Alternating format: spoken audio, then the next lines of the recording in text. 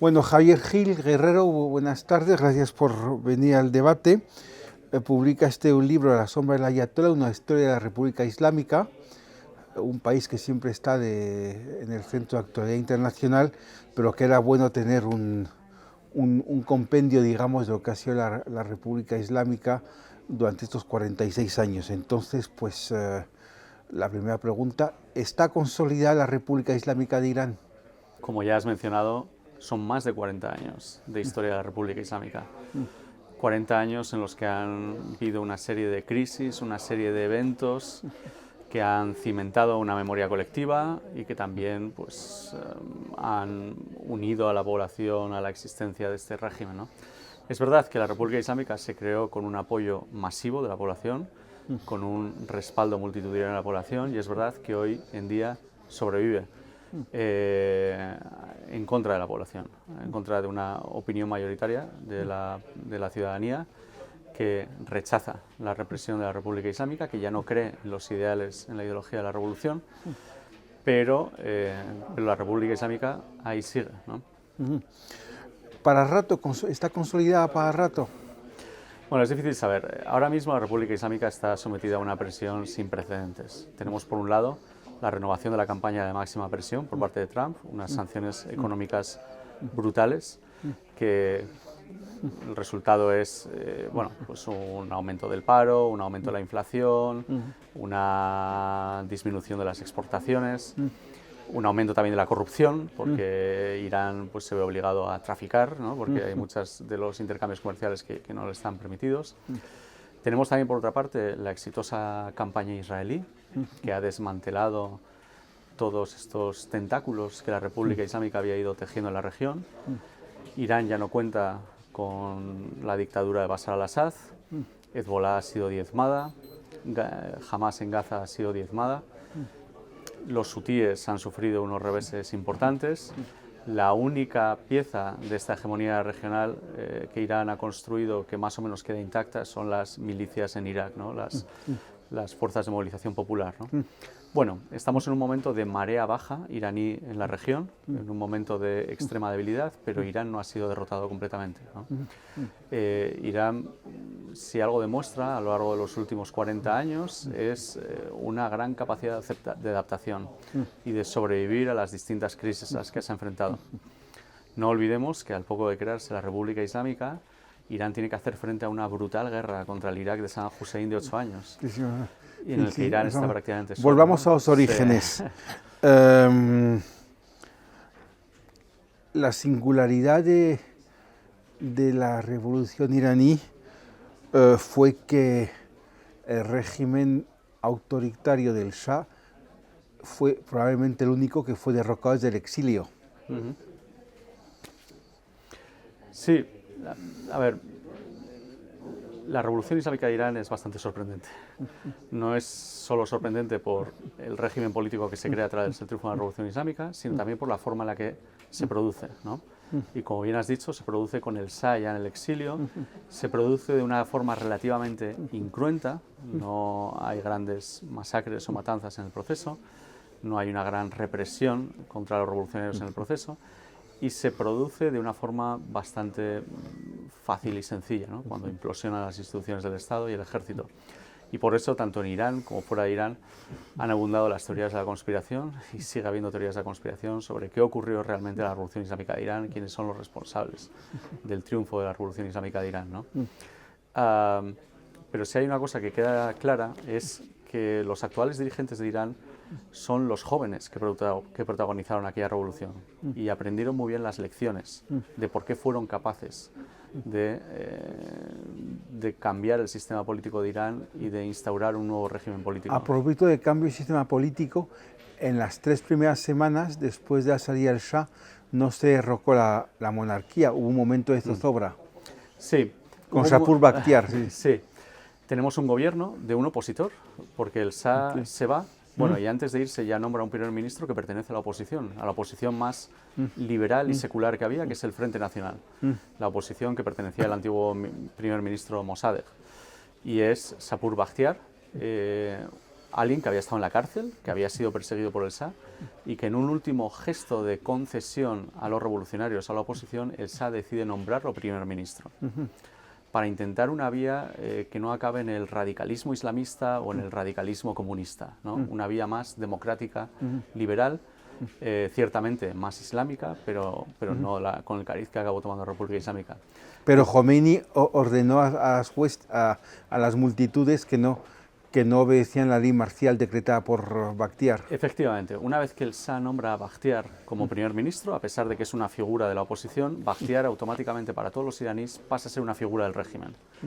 Su propio partido le expulsa del partido, le expulsan del Frente Nacional, sus colegas en la oposición ya se niegan a hablar con él, se niegan a negociar con él, y Bakhtiar se queda entonces como una figura totalmente aislada, porque no cuenta con la confianza del ejército y de los sectores cercanos al Shah, porque él era un opositor, y tampoco cuenta con la confianza y el apoyo de la oposición, porque para ellos ha pasado a ser un traidor. Con lo cual es una salida que al final se demuestra totalmente desastrosa. Por lo tanto, vía libre para Jomeini, aunque no volviese inmediatamente. Sí, a ver, Bakhtiar es la culminación de una política de concesiones del Shah durante todo el año 1978. El Shah en ningún momento ordena una represión masiva de los manifestantes, de la oposición, de los disidentes que estaban en las calles. El Shah lo que hace continuamente, desde 1977 hasta 1979, es ofrecer nuevas concesiones a la oposición. Libera presos políticos, legaliza muchas organizaciones, partidos políticos, asambleas, permite que los periódicos publiquen cosas que antes no les estaba permitido publicar. Y esto crea una sensación entre la oposición, entre los revolucionarios, de que el Shah es una figura débil, que el Shah es una figura que está en retirada, que no tiene la voluntad de defender su trono, y esto es eventualmente lo que lleva al triunfo revolucionario. O sea, lo que ocurre en Irán no es solo una revolución política de un cambio de régimen, lo que ocurre es una revolución también religiosa, de cómo se entiende la religión. Y el Islam pasa a ser una religión profundamente politizada, profundamente ideologizada. Y por eso la revolución islámica no es una revolución ultraconservadora o reaccionaria, porque Jomeini implementa y fomenta una visión del Islam completamente novedosa. Por eso los clérigos que son verdaderamente conservadores o tradicionalistas son los que se oponen a Jomeini, como Shariat Madari y otros clérigos, ¿no? De hecho, en el verano de 1980 hay un golpe de Estado fallido por parte del ejército que pretende dar marcha atrás y acabar con la República Islámica, ¿no? a los pocos meses de crearse. Un golpe que coordina Bakhtiar, ¿no? Y por eso crean los Pasdaran, que es un ejército paralelo, que es un ejército en sus inicios no profesional, porque está compuesto por voluntarios, y es un ejército profundamente ideologizado. Y la misión de los Pasdaran no es tanto defender a Irán como país, sino defender a la República Islámica como régimen, asegurarse de que la República Islámica sobreviva.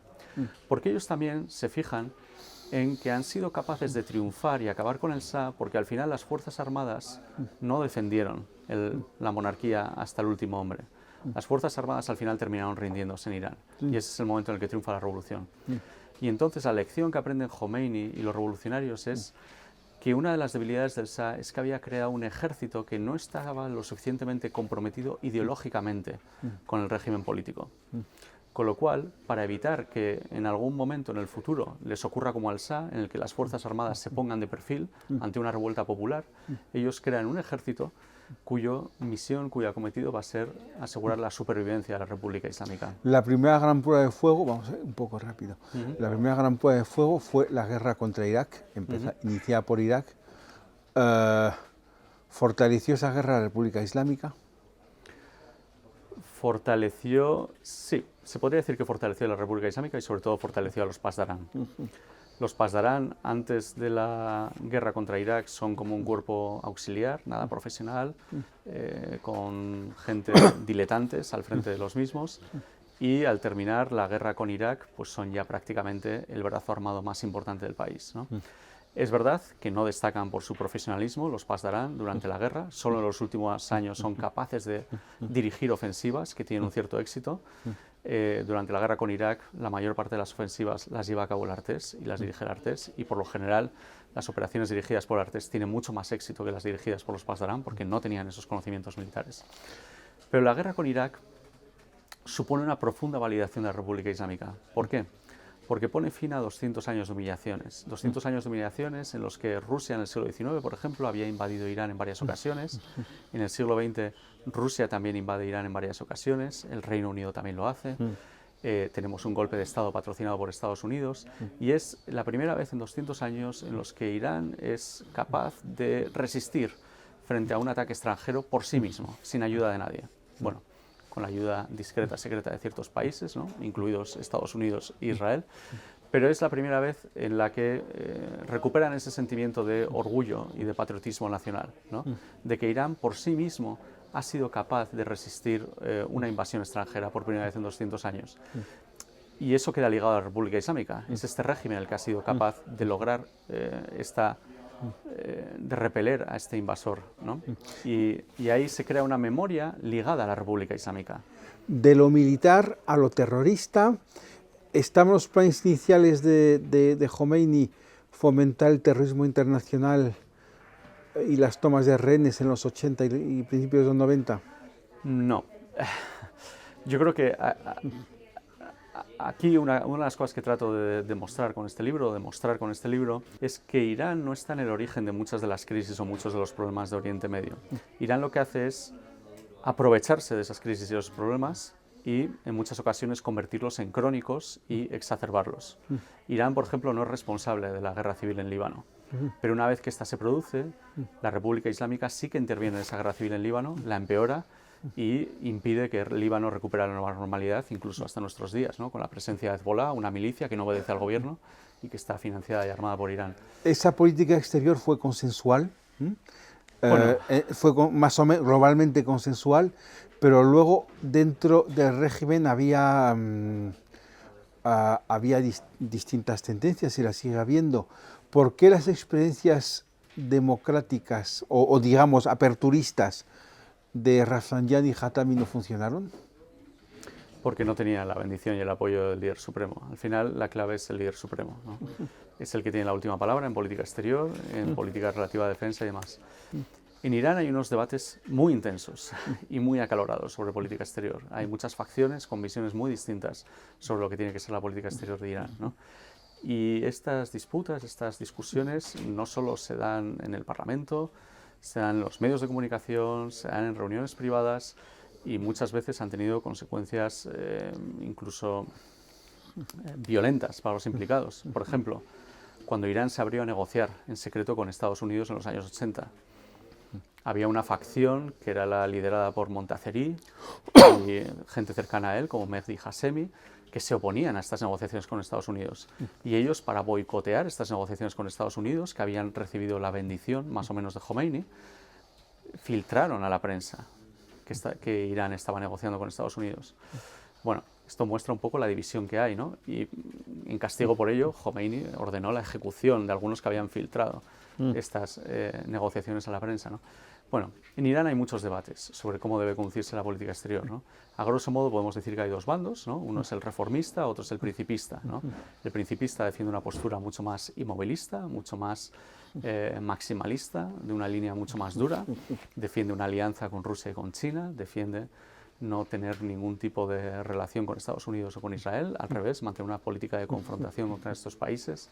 Y por otro tenemos otra facción, que es la facción de los reformistas, que es la de Khatami. En parte Rafsanjani se le podría considerar como miembro de esta facción, aunque no lo fue completamente, que abogaban por una distensión con Occidente, con Estados Unidos y con Europa, ¿no? Que abogaban por un acercamiento y que entendían que muchos de los problemas de Irán no podrían resolverse si antes no resolvían su guerra fría con Estados Unidos. Una guerra fría que sigue sin resolverse, ¿no? Efectivamente. Por eso, uno de los capítulos del libro se titula 2020-2025 Annus Horribilis. ¿Los están superando o no? Bueno, Irán ha pasado por muchas crisis a lo largo de estos 40 años, ¿no? Ya hemos mencionado la guerra con Irak, la época del terrorismo del Mojahedin Khalq, ¿no? Una época en la que prácticamente degeneró en guerra civil. Irán siempre ha sobrevivido, ha sabido adaptarse, ha sabido sobrevivir a todas estas crisis. Pero es verdad que lo que ha ocurrido en los últimos 5 años no tiene precedentes, ¿no? Primero, por la contestación social en las calles, que ha ido aumentando inexorablemente en Irán desde 2009, desde el movimiento verde de 2009. Tenemos las protestas en 2019 por el aumento del precio de la gasolina, tenemos las protestas motivadas por la muerte de Mahsa Amini, pero tenemos también las protestas por el fraude de las elecciones.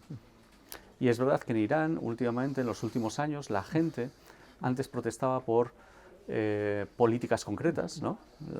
La represión en un cierto ámbito, la subida de precios en otro ámbito, pero últimamente la gente en Irán, cuando sale a protestar, directamente grita en contra de la República Islámica, llama a la creación de un nuevo régimen, llama a la muerte del líder supremo, y esto es algo que no tiene precedentes, ¿no?